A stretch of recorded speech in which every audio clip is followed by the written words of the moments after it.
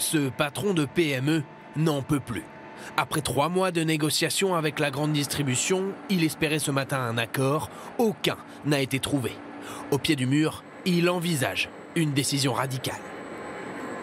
Si on ne trouve pas d'accord, à partir de demain, il n'y aura plus de livraison. Il n'y aura plus de départ de chez nous.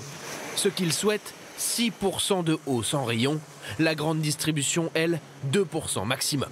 Depuis l'inflation sur sa chaîne de production, tout a augmenté. Ce qui est emballage plastique, emballage carton a augmenté entre 25 et 27%. L'énergie a augmenté de plus de 200%.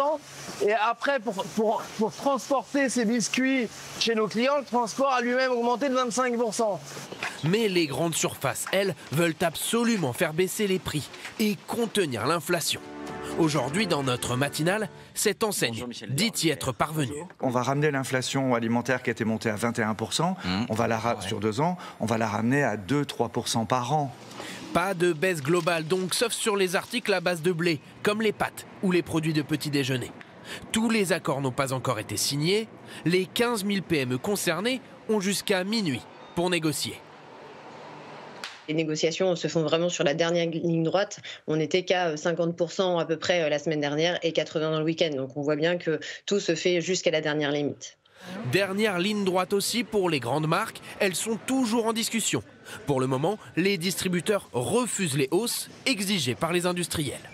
Il nous reste 15 jours pour trouver des solutions et nous n'excluons aucune option. Parmi les options, retirer des rayons les produits considérés comme trop chers. C'est déjà le cas pour certains d'entre eux, introuvables dans plusieurs enseignes. Une pratique risquée. Les grandes marques, c'est 40% du chiffre d'affaires des distributeurs.